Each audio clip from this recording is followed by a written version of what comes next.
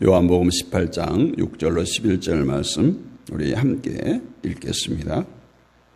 예수께서 그들에게 내가 그니라 하실 때에 그들이 물러가서 땅에 엎드러지는지라. 이에 다시 누구를 찾느냐고 물으신데 그들이 말하되 나사렛 예수라 하거늘. 예수께서 대답하시되 너희에게 내가 그니라 하였으니 나를 찾거든 이 사람들이 가는 것은 용납하라 하시니 이는 아버지께서 내게 주신 자 중에서 하나도 잃지 아니하였사옵나이다 하신 말씀을 응하게 하려 함이로라.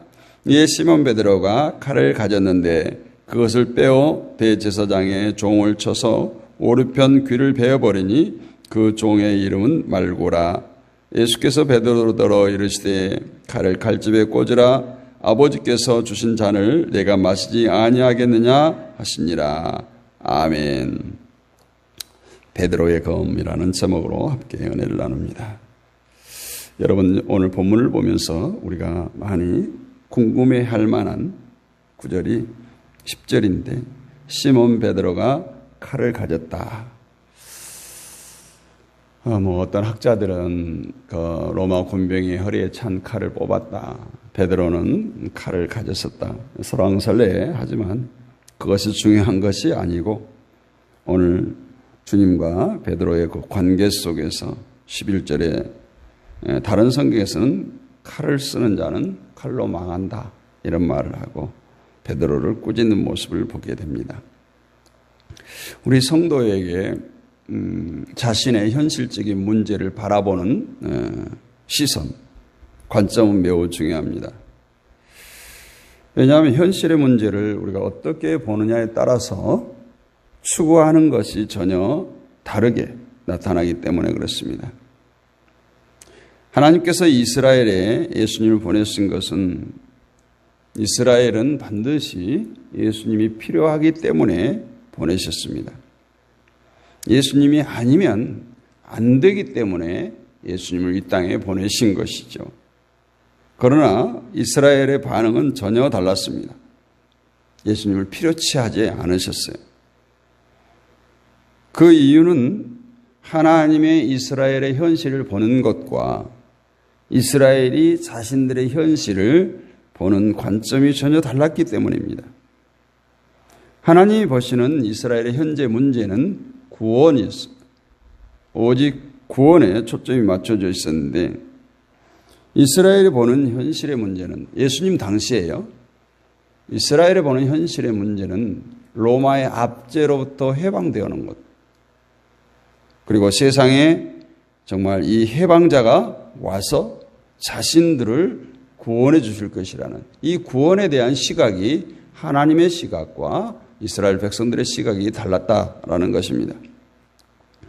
의의가 없는 세상에 의로운 분이 반드시 오셔야 했고 죄인들을 구원해야 했던 것이죠.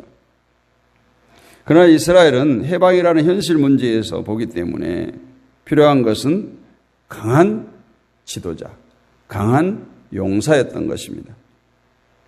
그런데 예수님의 모습은 전혀 용사다운 모습이 아니에요.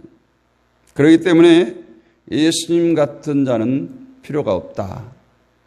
그런 반응을 보였습니다. 이처럼 무가치한 존재로 여겨져 세상으로부터 또 택한 이스라엘로부터 버려진 예수님의 모습이 오늘 요한복음 18장부터 이제 시작되고 있죠. 오늘은 본문에 보면 예수님을 붙잡기 온 대제사장의 종의 귀를 베드로가 칼로 잘라버리는 그런 내용이 기록되어 있습니다. 10절, 11절을 다시 한번 읽어보면 이에 시몬 베드로가 칼을 가졌는데 그것을 빼어 대제사장의 종을 쳐서 오른편 귀를 베어버리니 그 종의 이름은 말고라. 예수께서 베드로더러 이르시되 칼을 칼집에 꽂으라. 아버지께서 주신 잔을 내가 마시지 아니하겠느냐 하시니라. 이 장면에 대해서는 복음서 모두가 언급을 하고 있어요. 근데 그 의미가 다 조금씩 차이가 있음을 볼 수 있습니다. 그래서 성경을 우리가 이해하는 데는 당시 저자의 기록한 저자의 기록의 의도, 또 배경, 상황, 이것들에 의해서 의미가 조금씩 다르게 기록되어 있습니다.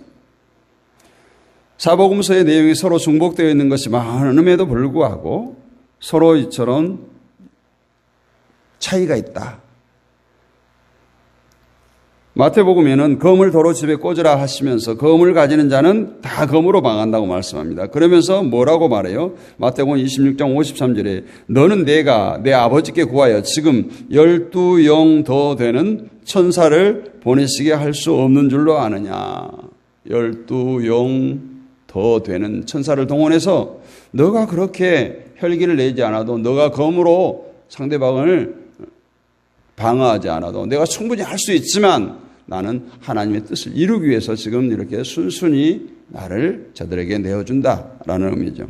12영이면은 보통 한 영이 대대급 600명 정도 되니까 6,000명 이상을 동원할 수 있다라는 거죠. 또 마태는 예수님이 천사들을 불러서 심판할 수 있는 그러한 능력을 가진데도 불구하고 그렇게 하지 아니하고 붙들려 죽는 것은 그렇게 해서 성경의 예언을 응하게 하려 하고 하나님의 뜻을 이루려 함이라고 기록되어 있습니다. 그래서 예수님을 보내셔서 세우는 하나님의 나라는 검으로, 즉 힘으로 세우는 나라가 아니라 예수님의 죽으심, 예수님의 희생과 섬김을 통해서 세워지는 나라가 하나님의 나라라는 것을 마태는 강조하고 있습니다. 마가복음에는 베드로의 행위에 대해 다른 언급을 하지 않았어요. 심지어 종을 쳐서 귀를 떨어뜨리는 자가 베드로라고 하는 이름도 언급하지 않습니다. 다만 검과 몽치를 가지고 예수님을 잡으려 온 무리들을 책망하셨다, 이렇게 말해요. 결국 이 말씀은 어떻게 보면 검과 몽치를 들고 예수님을 잡으러 온 사람들과 베드로를 같은 부류의 사람으로 예수님은 생각한다라고 볼 수 있어요. 하나님의 아들이신 예수님은 세상의 힘에 의해 죽으셨음을 말함으로써 예수님이 가진 힘과 세상의 힘을 분리하고 있다, 다르게 말하고 있다라는 거예요. 따라서 예수님을 믿는 것은 힘을 가진 것과는 전혀 상관없고 오히려 우리의 힘을 버리는 거예요.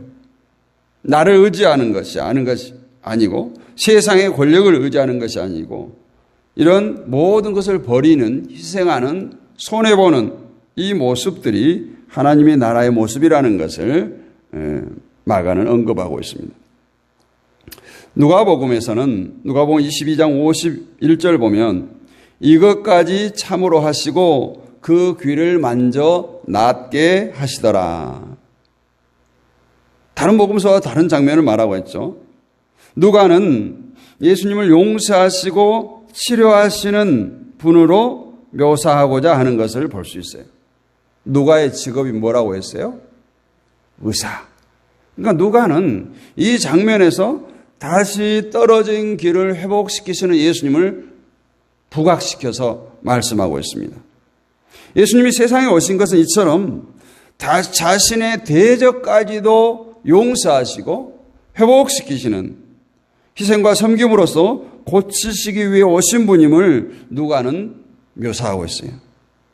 그리고 오늘 본문에서 검을 다시 집에 꽂으라 하시면서 아버지께서 주시는 잔을 내가 마시지 아니하겠느냐 말씀합니다. 아버지께서 주시는 잔을 마시지 않겠느냐 말에는 아버지의 뜻에 오직 순종하고자 하는 예수님의 결단이 담겨 있는 말씀이죠. 즉 예수님이 힘이 없어서 붙잡혀 죽으시는 것이 아니라 아버지의 뜻을 이루기 위해서 붙들려 죽으시는 것으로 말씀합니다. 결국 요한은 예수님을 오직 아버지의 뜻을 이루시기 위해서 오신 분으로 어린 양으로 이렇게 묘사하고 있음을 볼 수 있습니다. 이것을 볼 때 우리가 결코 성경 말씀을 쉽게 소홀히 대할 수 없음을, 이렇게 똑같은 사건을 사복음서에서 보여주는 것을 통해서 우리가 말씀을 주의 깊게 살펴야 하고, 그래서 성경마다 전달하고 있는 그 예수님의 마음, 예수님의 중심을 깨닫고 그 예수님을 믿고 그분이 가신 길을 함께 가는 것이 바람직한 성도의 모습인 줄로 믿습니다. 이처럼 예수님은 오직 아버지의 뜻을 이루기 위해 오셨고 또 아버지의 뜻을 이루기 위해서 일하시는 분이에요. 아버지의 뜻을 이루기 위해서라면 얼마든지 위기를 피할 수 있고 또 물리칠 수도 있지만 잠잠히 붙잡히시는 모습에서 아버지의 뜻대로 산다는 것은 자신의 힘도 포기해야 되는 어려운 결단임을 우리는 볼 수 있습니다. 이것이 곧 검을 집에 꽂는 자로 사는 거예요. 불이 앞에서 참는 거예요. 검이 있을 때 그것을 빼지 않는 자로 사는 것입니다. 이 말씀은 내가 충분히 저들을 물리칠 수 있는 능력과 힘이 있지만 아버지의 뜻을 이루기 위해서 그것을 검을 뽑지 않고 참는다는 것입니다. 참으로 인간적인 생각으로는 힘든 일이 아닐 수가 없습니다. 그런데 한 가지 생각해 볼 것은 누가복음 22장 35절 36절의 말씀인데 거기 보면 저희에게 이르시되 내가 너희를 전대와 주머니와 신도 없이 보내었을 때에 부족한 것이 있더냐 가로되 없었나이다. 이르시되 이제는 전대에 있는 자는 가질 것이요 주머니도 그리하고 검 없는 자는 겉옷을 팔아 살지어다. 검 없는 자는 겉옷을 팔아 검을 사라고 말해요. 이 말씀은 검을 집에 꽂으라는 말씀과 좀 상충되는 말씀이죠. 또한 검을 가지는 검으로 망한다는 말씀에도 위배되는 것 같습니다. 검을 가지는 자는 검으로 망한다고 하면서 왜 겉옷을 팔아서 검을 사라고 오늘 누가복음에서는 말씀할까요? 이것은 35절에서 그 말씀을 찾을 수 있는데 예수님은 제자들을 세상 가운데 파송하면서 내가 너희를 전대와 주머니와 신발도 없이 보내었을 때에 부족한 것이 있더냐 이렇게 묻습니다. 그럴 때 제자들은 아무 부족함이 없었습니다 라고 대답해요. 다시 말해서 예수님에게 보냄을 받았을 때 아무것도 가진 것 없는 상태로 보내졌음에도 불구하고 예수님께서 맡겨주신 사명을 감당할 때 전혀 부족함이 없었다는 거예요. 부족함이 없을 수밖에 없는 것은 예수님께서 보내셔서 하게 하신 일은 돈이나 힘으로 하는 것이 아니었다라는 거예요. 복음을 전하는 것은 돈과 힘으로 하는 것이 아님을 알았을 때 그 사람은 돈을 가지고 힘을 가진다고 해서 그것으로 일할 사람이 아니란 뜻으로 검을 사라고 말하고 있는 거예요. 검을 가졌으되 힘을 가졌으되 복음을 전하는 일에 그것을 사용하지 않을 것이기 때문에 이미 우리가 아무 가진 것 없이 복음을 전할 때 부족함이 없음을 느낀 제자들에게 검을 가지라고 말합니다. 즉 힘이 있다고 해서 그것을 자랑치도 말고 그것을 자신을 과시하지도 말고 그것을 의지하지도 말라는 것이에요. 이것이 성도의 모습입니다. 성도들이 예수님의 증인으로 세상에 보냄을 받은 자로서 진심으로 예수님을 전하는 자로 살고자 할 때 아무것도 부족할 것이 없음을 알게 된다는 것이에요. 복음을 증거할 때 필요한 것은 오직 복음이라는 거예요. 중요한 것은 힘을 가졌습니다. 검을 가졌습니다. 두둑이 전대에 자금도 있습니다. 그런데 말씀이 없으면은 아무 소용이 없다라는 것이 역설적인 표현인 것이죠. 예수님은 우리에게 성령을 보내시고 복음을 알게 하셨습니다. 그것으로 모든 조건이 충족되었다는 것입니다. 그러므로 복음을 전하는 제자들에게 있어서 복음을 전하는 우리 그리스도인들에게 있어서 아무런 힘을 필요하지 않게 된다는 것이에요. 그런데 베드로는 그것을 이해하지 못하고 자기 스스로 어쩌면 의분이 넘쳐서 베드로는 혈기가 강한 사람이잖아요. 보통 우리가 이제 뱃일을 하는 사람들 말할 때 혈기가 강하다. 성품이 이제 그렇게 얘기를 하는데 아마 이 스승인 예수님을 지켜야 한다고 하는 그 마음이 끌어올랐던 것 같아요. 어떻든 예수님이 잡히고 붙들려가는 것을 막아야 한다는 생각을 먼저 했을 겁니다. 질 수 없다고 하는. 그러나 그것이 곧 지는 것임을 베드로는 몰랐던 것이죠. 세상은 칼을 소유하고 싶어 합니다. 또 그 칼로 자신을 보호하고 지키고자 합니다. 정당방위라는 명목으로 상대방을 해치기도 합니다. 이러한 세상에서 성도는 칼이 있지만 칼을 휘두르지 않는 자로 사는 거예요. 그래서 여기에 검은 무엇일까? 나중에 사도행전에서 뭐라고 말해요? 성령의 검을 성령이라고 말합니다. 우리가 성도로서 해야 할 일은 칼을 휘두르는 것이 아니라는 것이에요. 정말 우리가 어떤 모습으로 세상에 존재하고 있는지 한번 깊이 생각해 봐야 될 부분입니다. 여러분, 신령한 것을 바라보시기를 원합니다.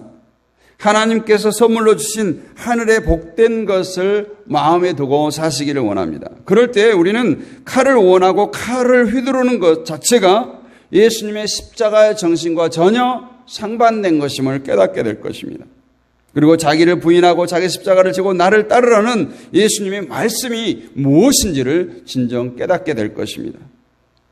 교회 또한 이러한 세상 것이 아닌 하늘의 신령한 것을 구하는 사람들이 모인 공동체가 되어야 할 줄로 믿습니다. 교회에서 자신에게 주어진 칼을 휘둘러 다른 형제 자매를 상처를 입히고 또한 자신도 지지 않기 위해서 어떻게든 좋은 칼을 구하는 모습이 보여진다면 그것은 이미 그리스도가 몸된 그리스도를 머리로 하는 교회의 모습을 상실했다고 볼 수 있습니다. 검을 가진 자는 검으로 망한다는 말씀처럼 교회가 힘을 추구한다면 그 교회는 망하는 교회가 될 것이고, 우리 성도들이 마찬가지로 정말 힘을 가지고 교회 안에서 상대방을 비방하거나 상대방을 짓누르거나 짓밟고 일어서려고 한다면 그것은 이미 성도의 정신을 상실한 그리스도인일 것입니다. 야고보서 2장을 보면 부자와 가난한 자가 교회에 올 때 그들을 어떻게 대해야 할 것인가를 언급하고 있는 내용이 나옵니다. 교회가 재물을 많이 소유한 자라고 해서 그들을 잘 선대하고, 가난한 자가 왔다고 해서 외면하고 밀쳐내는 그런 모습들이 바로 교회의 가장 악한 모습이라고 말합니다. 교회가 힘을 원하기 때문에 힘이 된다고 여겨지는 부자에 대해 마음이 쏠립니다.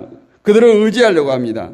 하나님의 나라를 생각지 않고 예수님의 죽으심을 전혀 염두에 두지 않는 교회, 정말 교회 아닌 교회로 전락한 모습을 야고보는 그렇게 말하고 있습니다. 이 교회는 결코 이러한 악한 길로 가지 않도록 날마다 예수님의 십자가를 바라보고 하나님의 말씀을 묵상하는 것을 게을리하지 말아야 됩니다. 우리가 힘을 원하면, 교회가 힘을 원하면 곧 그것이 하나님을 대적하는 사단의 공동체가 되어버려요. 사단의 회가 되어져 버린 것임을 우리가 알아야 됩니다. 하나님께서 교회를 세우시고 성도를 세상에 보내신 것은 하나님께서 하시고자 하는 일을 맡기시는 거예요. 하나님의 대사예요. 하나님의 일을 우리가 대신하도록 맡기신 것입니다. 그러므로 성도는 하나님의 뜻에 순종하며 사는 것이 마땅합니다. 그런데 우리는 하나님께서 하시고자 하는 일을 하는 것이 아니라 내가 하고 싶은 일을 하기 위해서 하나님을 찾을 때가 많습니다. 내 뜻, 내 소원을 이루기 위해서, 내 문제를 해결하기 위해서 하나님의 뜻을 찾을 때가 많습니다. 이것이 바로 하나님과의 뜻과 전혀 상관없는 삶을 사는 것이죠. 내가 하고 싶은 일을 생각하기 보다는 하나님의 뜻이 어디에 있는지, 하나님께서 원하는 바가 무엇인지, 하나님의 기쁨이 되는 것이 무엇인지를 늘 깨달아야 할 줄로 믿습니다. 이순신 장군의 그 어록을 따서 이런 말이 있습니다. 아생즉 교회사요, 아사즉 교회생이라. 내가 살면 교회가 죽고 내가 죽을 때 교회가 산다는 거죠. 우리가 신앙생활에 그런 마인드가 있어야 됩니다. 베드로는 칼로서 자신의 눈앞의 문제를 해결하려고 했습니다. 그런데 베드로에게 검을 꽂으라고 말씀하시는 예수님의 뜻을 이 아침에 우리가 깊이 생각해야 할 줄로 믿습니다. 신앙은 혈기가 아니라 죽는 거예요. 내가 죽는 겁니다. 우리 모두는 어쩜 이런 칼을 가지고 있는 존재예요. 그리고 수시로 그 칼을 빼어서 나를 방어하고 남을 해치는 그러한 삶을 삽니다. 이런 우리들에게 오늘 이 아침에 예수님께서 그 칼을 꽂으라, 그 검을 다시 꽂으라고 말씀하시는 것입니다. 칼이 있으되 그 칼을 의지하지 말고 칼이 없는 약자처럼 살라고 말합니다. 이것이 십자가에 죽으신 예수님의 길이고 우리를 향하신 하나님의 뜻인 줄로 믿습니다. 오늘 또 그 주님을 붙들고 승리하는 저와 여러분이 되시기를 주님의 이름으로 축복합니다. 거룩하신 아버지 하나님 은혜를 감사합니다. 오늘 고난의 길에 선 주님의 모습을 봅니다. 비아 돌로로사, 십자가의 길을 걸어가는 주님, 정말 그 모습을 볼 때 어쩌면 우리는 베드로처럼 칼을 들어 주님을 잡으러 온 많은 사람들에게 휘두를 수 있는 그런 마음들이 우리에게도 있을 줄로 믿습니다. 그러나 주님은 베드로에게 검을 다시 꽂으라고 말씀합니다. 세상의 힘이 아닌 하나님의 능력으로 또한 하나님의 뜻을 이루기 위해서 오늘 주님은 우리들을 세상 가운데 보냈습니다. 아버지 하나님, 정말 말씀으로 전신갑주를 입게 하시고 성령의 검을 우리에게 들려주시사 아버지 이 세상 가운데 날마다 승리하는 복된 삶을 살게 하여 주시옵소서. 사랑과 은혜가 풍성하신 아버지 하나님, 이 한 주간도 새벽을 깨우게 하시고 승리케 하신 하나님 감사합니다. 정말 우리가 새벽을 깨울 뿐만 아니라 모든 우리의 삶의 현장에서 오늘 베드로 같은 그런 혈기가 아닌, 의분이 아닌 정말 주님의 마음으로, 우리가 희생하는 마음으로, 지지만 끝내 이기는 마음으로, 아사즉 교회생이요 아생즉 교회사라고 하는 이 말처럼 나는 죽고 예수님만 사는, 나는 쇠하고 주님만 흥하는 그 세례 요한의 마음을 가지고 우리가 오늘 또 살아가게 하여 주옵소서. 저들의 섬기는 교회를 축복하여 주옵소서. 가정을 축복하여 주옵소서. 직장과 사업장을 축복하여 주옵소서. 날마다 새벽마다 간과하여 부르짖는 주의 종들의 기도를 주여 들으시고 응답하여 주옵소서. 아버지 하나님, 육신의 질곡 가운데 있는 자들이 있습니까? 주님 찾아가 주시고 능력의 손 피 묻은 손으로 만지시사 하나님 창조하신 그 모습 그대로 깨끗게 치료하여 주시옵소서. 우리의 삶에 어려운 문제가 있습니까? 우리들의 앞길을 가로막는 홍해가 있습니까? 우리들의 비전 가운데 여리와 같은 문제가 가로막고 있습니까? 주님 다 제거해 주시고 하나님의 뜻을 이루며 하나님의 뜻대로 살아갈 때 날마다 이기는 삶을 살게 하여 주옵소서. 아버지 하나님이시여, 우리 섬기는 교회를 축복하여 주옵소서. 교회들마다 어려움 당하지 않게 하시고 건강한 교회로, 성숙한 교회로, 성장한 교회로, 부흥하는 교회로 세워주셔서 마지막 때에 귀하게 쓰임받는 교회 되게 하시고 교회가 이 땅의 소망임을 알게 하시고 우리들의 삶의 현장에 섬겨지며 우리들이 보냄받은 그리스도의 제자로서의 삶을 살게 하여 주셔서 오늘 또 오직 하나님 영광 위에 사는 우리 모두가 되게 하여 주옵소서. 믿사옵고 살아계신 우리 주 예수 그리스도의 이름으로 감사드리고 기도하옵나이다. 아멘.